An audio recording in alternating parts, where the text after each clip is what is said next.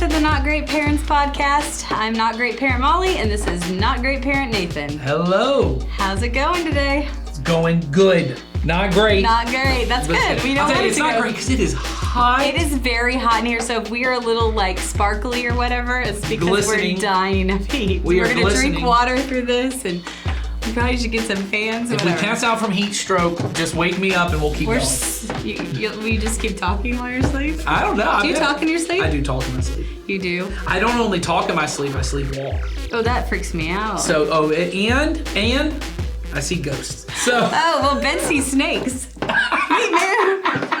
my gosh, yes. isn't that apparent? Yeah. I'll wake up in the middle of the night and go, what is that? What is that? So that's What the is kind of that? stuff he does, but it's a snake. So one time it Oh. was, watch out, it's gonna drop from the ceiling. And I was like, what? From our ceiling fan, snake. Oh yeah, no, I've seen people. One time I woke up and I said, "There's someone walking in the room. Okay, There's someone that's walking terrible, in the room." that's And terrible. Jennifer wakes up and then she goes, "What? What?" And I go, "Get out of here! Get out of here!" And she goes, "What?" And I go, "Oh, never mind. It's nothing. You can go back to sleep." And then I roll over and instantly go back to sleep. Oh, and she's up for the rest of the night. I know that life because that's happened to me. The time Ben leaned over and snuzzled in and said, "Shh, don't look. There's someone over there in the window." Oh yeah, I've had And I was all like, of those what things. on earth are you talking about? Oh, I see very specific things. One time I saw a man walk into a room and go like this, and then keep going, which was Okay. creepy. And then one time I saw a little old lady holding a baby, speaking in Spanish to the baby. Do you remember these things, or do you? Oh, yes, 100%. Okay, so I you're can still hear her voice It's in my not head. like you're asleep through the whole thing. You tell Jennifer about it, and you never have a recollection of it. You actually do remember all these things. Oh, 100%. And supposedly, and I heard this, now I've not done any of the research on this Okay. to know, but where I understand it is sleepwalking and sleep talking are both you acting out whatever you're dreaming, right? So it's and you. that would make sense. Right, and so sleepwalking Someone is. telling you, shh. My wife has had bits of what's called sleep paralysis. Right. So sleepwalking is when you go to sleep and you're in that kind of REM sleep, Mm-hmm. your body releases this, your brain releases this chemical to actually kind of paralyze your body.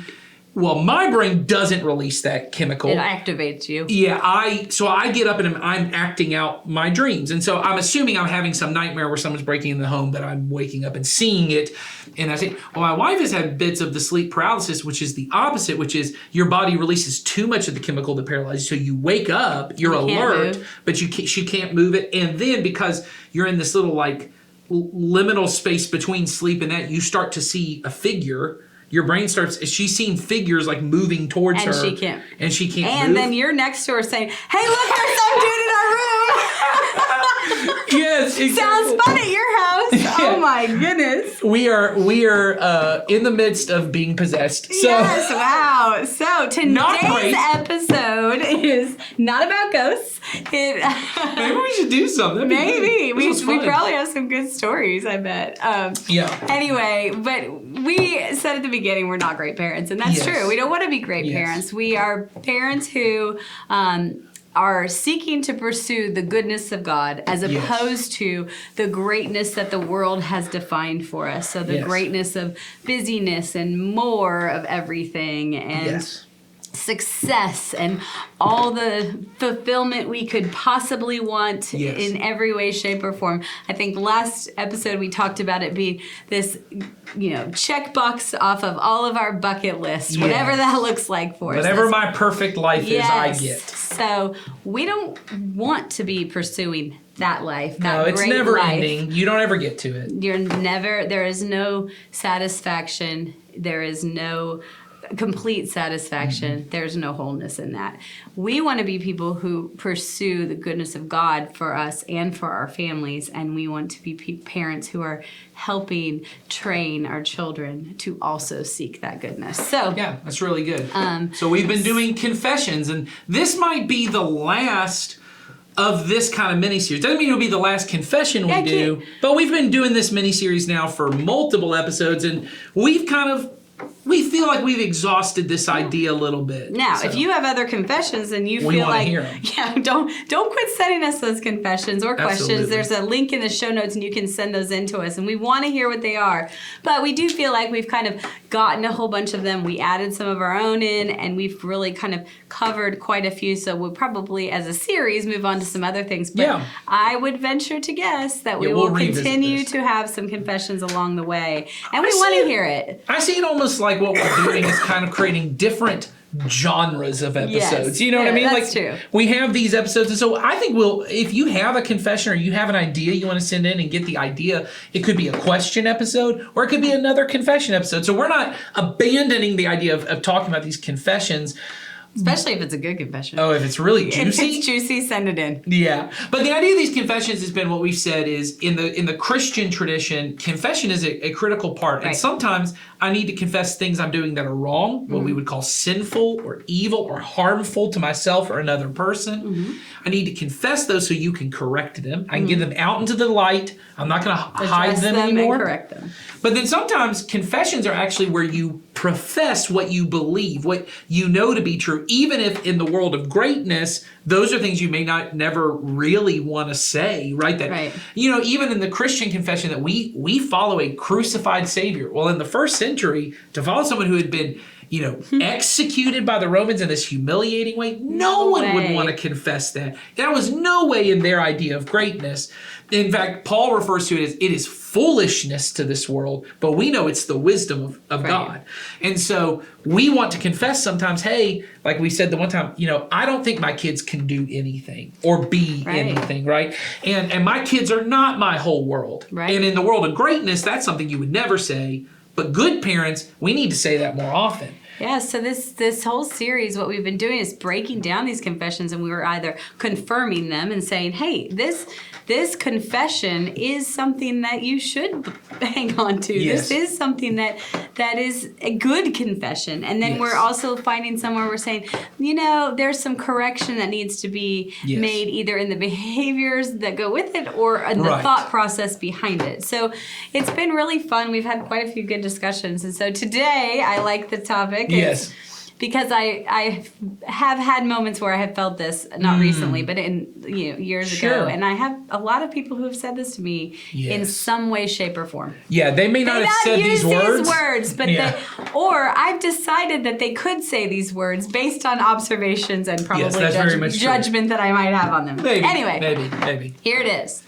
My kid runs my house, Yeah. or my kids run my house. Yeah, and I think we wanted to leave that as kind of the topic, to leave it a little broad, because what that could mean is, and once again, I don't know that anyone would say these words, but it's something you might have to confess is when I get brutally honest, Yes. if I'm honest, my kid's behavior runs my house. And so My what child, everything about my child runs the house, and so their behavior, their emotional state, where their mood for that day, Yes. what they want, their desires, all that runs my house on a day-to-day basis. Yes, and so I don't correct their behavior. I don't know how to discipline very well. I mean, once again, these are things no one would say There's out a loud. lot of friction between me and my spouse, likely. Oh, over sure, this. yeah. I want to do something, or they want to do something, and one of us is like, no, let's not do that. Yes, I get nervous talking Yes. to my children about whatever it is that they're doing. Or my kids' emotions run the house, and so if my kid's just having a sad day, we all have to just slow down and just deal with whatever emotion they're dealing with. If they're really anxious today, we got to really slow down and just deal with all the anxiety, and we're not going to do certain things. We're not going to all this kind of stuff. Now, that isn't to say, and I know this how it is because I have children who have all different kinds of needs, and so there are things that we don't do as a family, and there are things that we're not a part of because of their unique needs. But an important thing, I think, and this is where we're going to really get to in this episode, is the role really of a parent is to create those kind of structures in place that say, despite your mood, maybe even despite certain behaviors you have, these are the ways we will operate and function. It's like those little signs, those that everyone gets, like in this Yes. house, we do second chances. In this house, And that's We do Fun. hugs. We just might not put it on artwork. Yeah, and I think those things are fine. But what I would love to see is what people actually do, which is like in this house, we do guilt trips.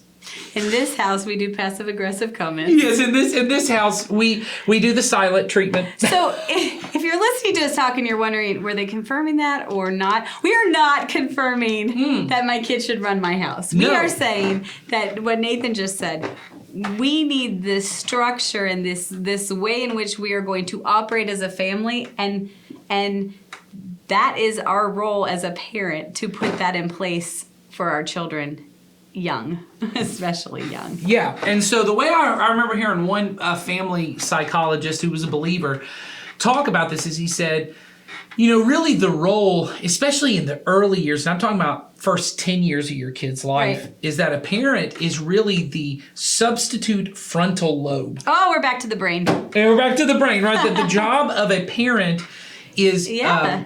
children, human beings have to have, I shouldn't say have to have, but are designed to have a frontal lobe on your brain, which is a fully developed frontal lobe controls what's called the executive control function of your body. That it's the ability to plan ahead, right? To kind of follow through on those plans. It's the part of your brain that handles like impulse control. It's the part of your brain that helps you to know, like every action, this action will have this consequence, right? It helps you to strategize, has all of these different roles. I remember one is to follow step-by-step instructions. Oh yes, how many steps can you do? Right, and in fact, both Molly and I are on the ADHD side of things, and that's one of the... Not that any listener on here would ever know that. No. But that's one of the parts of ADHD is it is a reduced capacity of your Right. executive controlling function, and so sometimes you have to take medicine to do that, or there Or are that thing, tools, the ways you can Yes. learn To cope with that. skills that you can grow in to help you deal with that. Absolutely. But your children, and we were talking about this on our other podcast, 3 Peas in a Pod. Oh yes, so the finally named podcast. Yes, 3 Peas in a Pod. On 3 Peas in a Pod, we were talking about this, and Jason, who has been going back to school to be able to have a counseling degree, and he's done some neuroscience type classes to talk about brain development. He said that it really starts to develop in the teenage years, but doesn't get fully developed until you're in your mid 20s. I've often heard 25 is the date, but it's the thing that our children don't have. And so when you sit with your kid and you watch them do these things, and you go, "Why in the world would you do it? Didn't you know what was going to happen?" The answer is no. They can't plan ahead. They do what feels right in the moment. They're almost all impulse. They have very low impulse control. And so the goal really of a parent is we want to be the ones to be that substitute frontal lobe, right? Because one of those things is, that was funny, someone walked by and I thought, there's her frontal lobe not working. My frontal lobe just did not work because someone walked down and I went, Yeah, because one of shiny the things object. But the frontal lobe helps you do is to follow instructions, follow a conversation without becoming distracted. which I just tuned out of the conversation. Yeah, so when you're sitting with your kid, Now I and can't remember even the confession. Just kidding. I'm back. I'm fine. my mom used to always say, there were how many 3 of us. follow-through conversations did you have with your mom? Because I can't even begin to tell you how time my mom would go, you get to like 75%. And Yes. then My mom would always talk about, between me and my brothers, if she would tell us, go upstairs, get your clothes and your towels, and she'd give you like 3 things and bring them back downstairs. Both my other brothers come down, they'd have followed all the instructions, got it done. I'd be gone for about 10 minutes. She wouldn't know where I was. She'd call me downstairs. I'd come down with none of the things she asked, but a picture that I'd made. yes. And let me tell you a story about this thing that I made this one time. And you're happy about it. Oh, and I was like, why are you so frustrated? Yes, I don't understand. Right, and so your child, and obviously if your child has ADHD, that function is real. even lower, right? Yes. And so the important part for us as parents is we want to be the ones who have the bigger picture of our kids' life in mind, right? That we're the ones who can look and to say, hey, we know the goal is for you to love God and love people. And I can see how this behavior you're doing right now, right? This temper tantrum you just threw, or this disrespectful way you spoke to someone, right? Ultimately, this selfishness that you're this exhibiting. this sin, this will keep you from being able to love God and love people in the right way. And so I need to help put boundaries and consequences and all different kinds of whatever it takes really to help you to choose what will be best for your future. And I mean in terms of loving God and loving people, even if it's not something you would naturally choose right now. And so this is where the role of what we call discipline really comes in.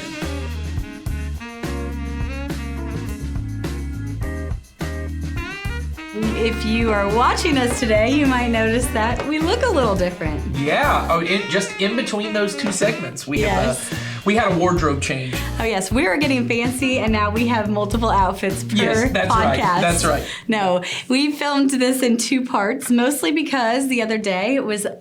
We mentioned it on the podcast, but the air conditioning was out, and it was really hot in here. It was unbearably hot. And we decided that it was all melting together. Our words, our faces, the whole thing, and it just didn't make enough sense. So we're going to reshoot some of this. Molly and my executive brain functioning, we were getting distracted by the heat. There was distractions there was everywhere. someone walking around. Somebody was in the hallway. It was hot. It was... So this is take 2 of the second part, talking about discipline. And I know where we left it off was we talked about this idea of the executive brain function that is in your frontal lobe and that it develops later in life. And as parents, we want to mimic, or we want to be the frontal lobe for our child. The substitute frontal lobe for our young children. And one thing that I noticed when I was listening back to what we already filmed is one thing we didn't mention is a big part of a frontal lobe and the executive brain function is one thing that it does for us is it internally motivates us to follow through with the plan. So I've already said,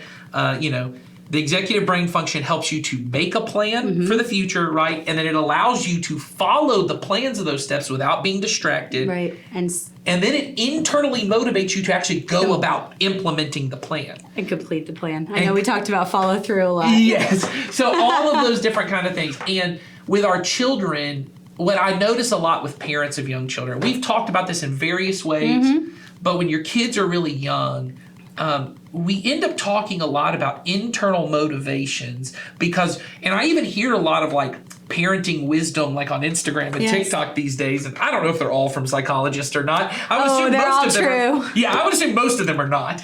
Yeah. But there's a big movement right now of don't use external motivations to train your kids to do things. Things like punishments and rewards or discipline and rewards. I mean, there's sometimes punishment. Yeah, but I think the idea that we want to get to is that these consequences and rewards, that's not what you want because then they're just chasing carrots and sticks. Right. So we're just dangling whatever the negative or the positive consequence would be right in front of them and saying, don't do this or this negative thing will happen, or do this and you'll get this. Which sounds like bribery sometimes. Right. And I will say there are ways in which you can use both of those things. I can't remember now if we talked about the difference between punishment and discipline. We did. I don't know if it's in the slurry second half section or the beginning. Yeah. So we'll just kind of briefly say punishment, once again, is punitive. It is you did a bad thing, so I want you to feel bad. Yes. Discipline is you need help doing a good thing, and maybe that's because you did a bad thing.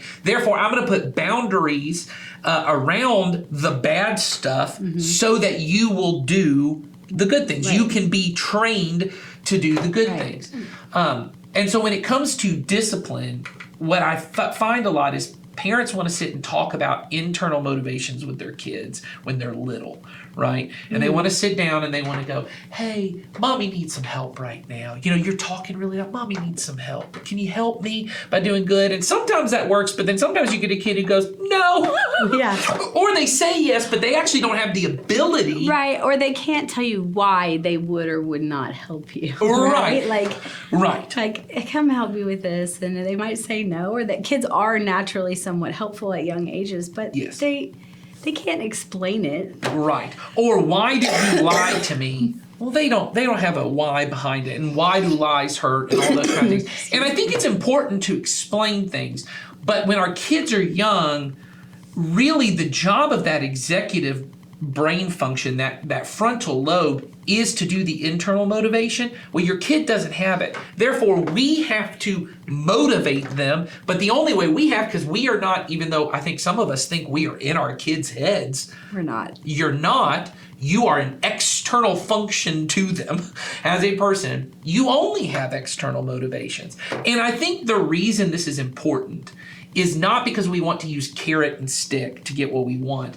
It's because you create your habits, but the habits you create end up creating you.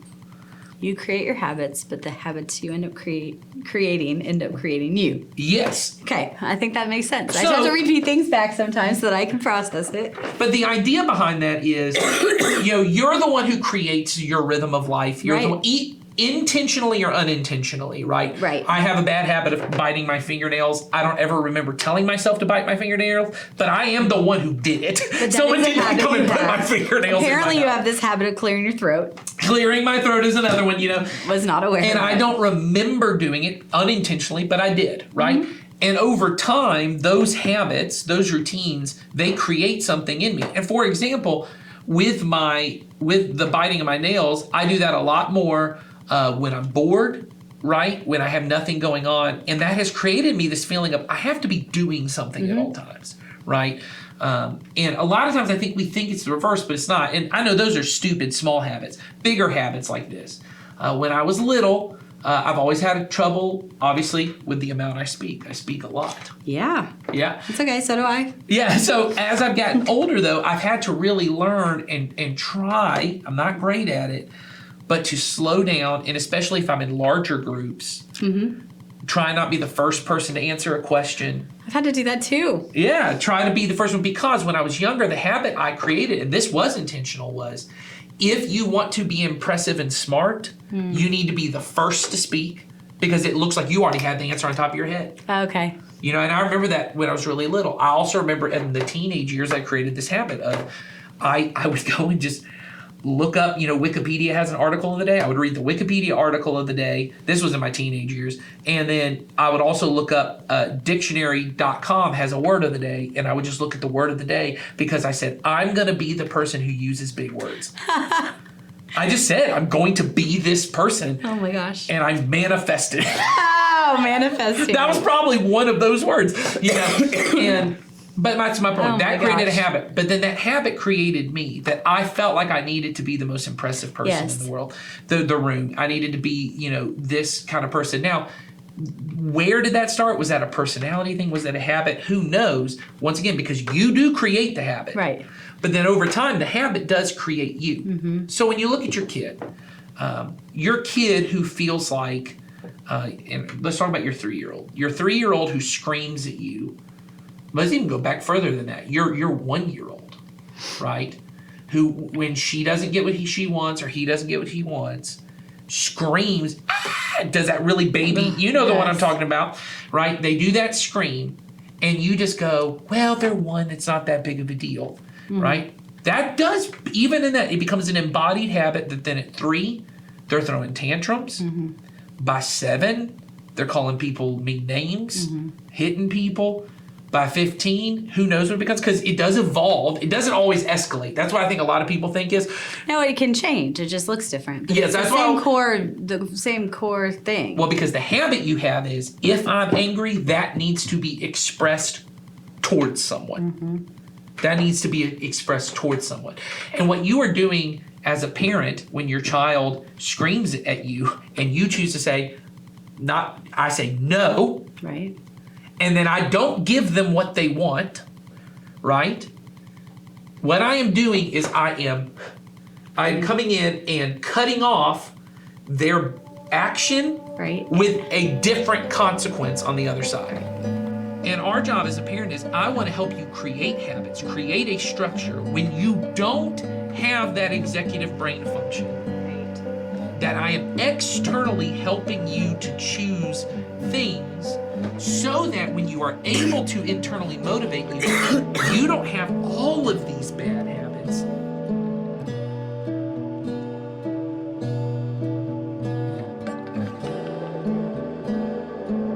So my encouragement, if you feel like you've got young kids in the house and those kids run the house, Right. putting structure in, putting consequences, even reward systems in place, these external motivations, they are not bad things that will keep your kid from learning how to internally motivate themselves any more than, and this is what I know, you're still sending your kid to school even though they hate it. Hopefully you're bringing your kid to church even if they're grumpy on Sunday morning. Yeah. That you're saying, I am going to give you the skills that you need so when you're old enough to choose for yourself, Then you would choose this. I hope you will. hopefully. And the way I said it to you before we were filming is the way I used to say it to parents is, parents would go, I don't want them to hate church. That's once again internal motivation. What I feel about church. Guess who hated church? Yeah. Well, and I'll say I have. And now what do I do? Yes, I have one child right now. I wouldn't say that she hates church, but she's very socially anxious coming to church. It's just a lot for her. And I bet if I told her, hey, we can stay home today, there would be Sundays she would want to stay home. Yeah. And I've said to my wife, I don't want her to every Sunday be so socially anxious that she hates church. Yeah. But this is what I used to say to parents all the time. If you choose not to bring them to church, they may one day, in fact, learn to love Jesus. Yes. But it will be in spite of what you did rather than because of what you did. And even if I bring my kids to church, they may choose not to love Jesus, but it will be in spite of what I did, not because of what I did. Do you know what I mean? Oh, absolutely. And that's what we are trying to do is I want them to best be able to choose to love God and love people and not in spite of what I did. Hope that if they choose not to do those things, may it be in spite of the way I raised them, not because of the way I raised them. And so, because And once if they choose to do those things, it may be because of the way you raised them. well, and that's the hope. Like, that's my scenario. I mean, Yes, my that's the parents, hope. I think I've talked about it in previous episodes. I went every single week to church, and it was probably the biggest friction or rub between my mom and I. I mean, we had battles about it because I did not want to be there. Yes. And then they made it worse, and they were actually my leaders, and that was Yes. even worse. Yes. But I did not want to go, but I went every week because that was just what we did as a family. We were there. That was Yes. what we did. Went to college, did my own thing, and then I knew anytime I felt like I needed structure, comfort, something in my life, and when I thought of my life long term, I knew church would be part of it. Right. And so I think that's the goal. And once again, we try to say this all the time. If that doesn't happen that way for you, that doesn't mean you did anything No. wrong. What you're hoping is that I did everything I could for you to love Jesus. And if you choose not to, it will be in spite of the way I loved and Right. showed Jesus to you. Discipline is a part of that. But here's the other part of my kid running my house, and this is what I've learned just from doing youth ministry. When my kids are young, and I now know this, I didn't understand this until I had kids. You feel like you're on your kid's case all the Oh, time. it's exhausting. Well, because they don't have that frontal lobe, and for you to be the frontal lobe, Well, it's hard enough. I mean, I know we talked about we have terrible ADHD. We don't even have our own really Yeah. great functioning frontal lobe. So to do mine and my two children, yes. Have you sometimes- watched Toy Story 4? Yes. Okay, Forky. Yes. Okay, the Yes. reason Forky is the best character in the world because Forky is this new creation, right? Yes. He's brought to life, and instantly from the moment he is born, he is trying to end his life Yes. just through his own sheer stupidity. Like Yes. he's walking into Everything traffic, is he's doing terrible, this. yeah. That's what it feels like to have a toddler. You're like everything you're doing could end your yes. life right now because you don't have this frontal lobe. You're not able to think ahead and go, what happens if I stick my tongue in that light socket? Yes. What happens if I, do this or walk into Why we traffic? have all those little things on our light or on our electric outlet. Yeah, so you're constantly trying to protect your kid from doing that. And there is a good part of I am trying to be their frontal lobe, and certainly even with 5 and 6, I'm constantly saying, don't talk that way to your sister. Don't talk that way to mommy and daddy. Hey, I even have to talk my kids through, hey, we're about to have people come to the house. This is how you address an adult when they walk in the Yes. door. And then when they don't, to go back to them and go, hey, that wasn't exactly right. Let's try it again. I just feel like every part of their life, I'm on top of them all the Yes. time, and it's exhausting, and I'm afraid they won't like me. Yes, absolutely. You know, we talked in the last one about my kids get on my nerves. I'm afraid sometimes I get on their nerves. Oh, yeah. And I probably do. You probably do. And I know some people are like, oh, that's part of being a parent. It is. However, when you're in the moment, it doesn't feel that great. And especially like we say, we're Yes. total feelers. And so having our kids not like us, even though in our core, we know they do, Yes. in that moment, we don't like that. And so I would rather talk to them about their internal motivations. Oh, I would yes. rather get off their case and just sit and go, I know you're such a good kid and I know you're going to figure this out. And then they keep failing and I keep going. And then eventually I start getting frustrated because I think they have bad internal motivations.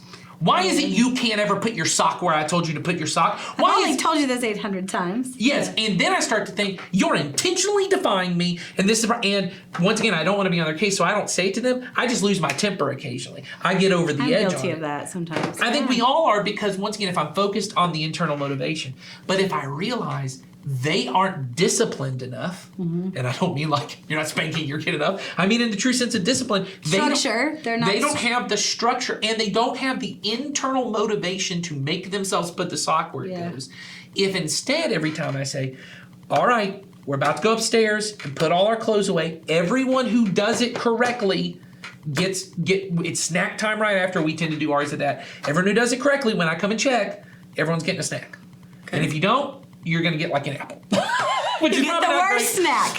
Yeah, a healthy snack being the worst one. Everybody gets a really terrible free snack, but if you do it bad, you have to eat healthy Yes, food. I think it's perfectly okay for you Apples to are just bad. I not agree give with your you. kid a snack, but we have so much like foster training, you're not allowed to use food as like a consequence. So like, that's like all in our heads. So it's all but in our I heads. do think it is perfectly fine for you with your kids, Oh, I but think it's a so thing too. for us. Anyway, you create something, and we have done this before. Hey, we're all going to get ice cream. Everyone who has their schoolwork done on time gets ice cream. If you don't, we'll give you a banana. You can go in the car and you'll go with the rest of us, but you will watch us eat ice cream. You can get it on the next round if you do it right. And they do the schoolwork for the ice cream, not the internal satisfaction of a job well done. But that's okay.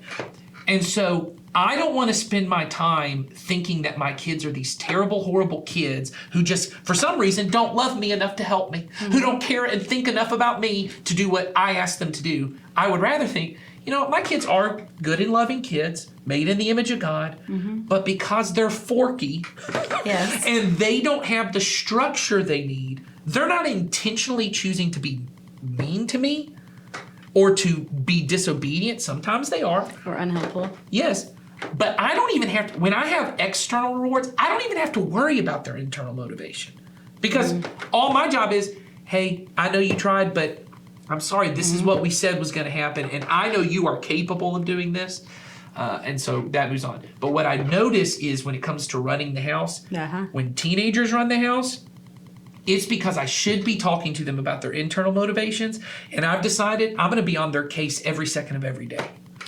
Yeah, so if you have young kids and you're focused on not putting, you're focused on understanding their internal motivations, like we've all heard a parent in a public place talking to their child who's flipping out and saying, tell me why you're doing that, or hey, whatever it might be. And then they become teenagers. Yes. And all of a sudden you're like, hey, guess what? All that parenting I did before didn't work. So now I'm going to put in external motivations. Yes. Now I'm going to say, you're grounded, or you can't do this, or now I'm going to try to put in all these boundaries. Yes. You're going to create a ton of resentment. Well, what's going to happen is, yes, I think what ends up happening a lot is I don't want to be on their case when they're little because they're really sweet and I just want to enjoy them being little and all that. I don't want to be on their case. And then when they're older, where I probably shouldn't be on their case, that's all I want to do because their decisions now are so scary and terrifying to me. The consequence of these decisions are so scary. And when they're old enough where they're finally that executive brain function is in the baby stages of development and they might be able to internally motivate themselves a little bit, I'm only giving external motivations. So this, I think, is a pretty classic one. Your kid comes home from school, right? 14-year-old, right? So let's say high school, comes home, says, drops their book bag. You say, you got homework today. And they say, yeah, but I'll do it later. And you go, no, you won't. Sit down and do your homework. You're going to do it right now, and you can't do anything else till I check it for you, right? Well, we all know how that goes. They have a phone in their pocket. You're actually not checking that closely. They're doing whatever they want anyway, and they bring it to you later and let you check it, and they're kind of frustrated about it. The reason you're doing that is because you're afraid they're going to fail the class if you don't. Yep. And when they were little, you did need to check their homework all the time. Right. And it was probably helpful to them that they knew mommy was going to check my homework and help me do it and get it done. Your 14-year-old doesn't actually need that from you. What they need in that moment is to get this woman, get this man off my back. Get them off my back so I can do whatever I want to do. What you want to do in that case instead is to sit with your high schooler and go, hey, you got homework today? They go, yeah, and say, okay, do you need help with that? You know, or if you already know they don't, just say, okay, and say, when are you going to get that done? They say, I'm going to do it later, right? You say, okay, do you think that's what's best? Yeah, it's fine. I work best under pressure, which what that means for every high school student is, I like to wait until 4 a.m. The last freaking minute. Well, because, and this is true, I actually think this is true for people whose frontal lobe is being developed. They actually need that little bit of external motivation still. Yes. They can't internally. So what the pressure does is push them to do what they could have actually still done 6 hours earlier. You're like that a little bit. I'm like Oh, that a little 100%. bit. It's a little part of it. I've had to grow in not pushing things off to the last minute. But when you're that age, you can't fully figure it out. So what you do is you say, okay. Then the next morning, when they don't have their homework done, you know, or they've stayed up till 3 a.m. getting it done, and they're really tired, say, hey, why are you tired this morning? I stayed up till 3 getting that thing done. Okay, do you think that's the best start for your day? They say, I think it's fine. You say, Because they're not going to agree with you. yes, okay. Then, when they do fail a test, when they do get a bad grade, right? You come back and you say, hey, what happened here? And they say, oh, I think I didn't study well. Okay. Do you want my help? Right. And if they say no, you say, okay, well, can I ask you just for a second? I'm not going to get on your case. I want you to think about what's going to happen. You start giving them, I call it the scaffolding Uh-huh. for the executive brain function. You're giving them, the building's not built Not yet. the complete structure, but you're Yes. giving them You're the giving them the support model questions. to Yes. help them build it. You're giving them the questions to think. What's going to happen, do you think, if you don't study well for the next test? Probably going to fail it. Okay, what's going to happen if you fail another test? I might fail the class. What's going to happen if you fail the class? And they say, Take it again. I'm going to have to take it again. Okay, and how will that make you feel? Well, it's probably going to be embarrassing when all of my friends move on to math 3 and I'm still in math 2. And then when my friends start saying to me, dude, why are you still taking math 2? Yes. I'll have to tell them it's because I didn't study. And you go, okay, is that something you want? And of course the answer is no. You say, okay, what can I do to help you? Or what is your plan to fix it? And then whatever plan they come up with, you have that conversation. And hopefully, and see, the difference is now, I am talking about, I'm giving you the internal motivation of you don't want your friends to laugh at you. It's still a little bit of external So you motivation. shift from being the frontal lobe in the younger years to actually being the help Yes. to help them utilize their own frontal lobe. I want to be the helper, and I think that's what every parent wants is when they're little, I want to be their teammate and their helper, not mommy or daddy. I want to be the helper. I don't want to be the coach. I want to be friends with this 3-year-old. Now, I'm not saying that facetiously. Yeah. I have felt that way. Oh, I have too. Because they're so sweet and they're so fun. And now I've got this 14-year-old, and they don't even like me that much. They're not already wanting to spend time with me. Right. So, God, you know what? I'm going to crack down on this kid because this kid's disrespectful, and they're not paying attention. Yes. But here's what happens. You're already losing some time and attention with your 14-year-old. When you come in as a helper, Yes. they may actually want to spend a little time with you because for the first time they're now in a crisis. There are not many kids who actually don't care about failing a class. There don't really care. aren't. They act like they don't because they're trying to get you off their back. Yes. Because they know you really care about them not. But when it becomes clear, hey, I'm okay if you have to retake this class because you know they're still going to graduate. Yes. And you go, I'm okay with it. Now suddenly they have to determine, am I okay Yeah, with failing because this what are- class? What are their own natural consequences that happen? Right. And so I think it's the same thing. I think you say to them, I would do the same thing when it comes to other things of, hey, I'm going to this place, and you go, okay, who's going to be there? And they lie to you, right? I think it's still okay for you to ask because that's not really a discipline thing. That's a you care about where they're going, right? So I think it's still perfect. Like, who's going to be there? And they say, oh, Robbie and Bing Bong. What? I don't know. If they say they're going to be there with Robbie and Bing Bong, I'm already thinking, you made this up. Yeah, oh yeah, this is not good. You should know. So I would say, that sounds like a phony name. Yeah, I would say, it sounds like you're a good Give me storyteller Bing Bong's here. phone number. Because Bing Bong has the best stuff. It's the best part of Tell me, I supplies. want to meet Bing Bong and yeah. Anyway, you find out, and then you find out. See, this is your executive brain function not being able to work. Okay, I'm back in it. So now you Bing Bong and you found out. And you find out they lie. Now you may have to come in with some kind of external motivation. You may have to. You have to determine these kind of things.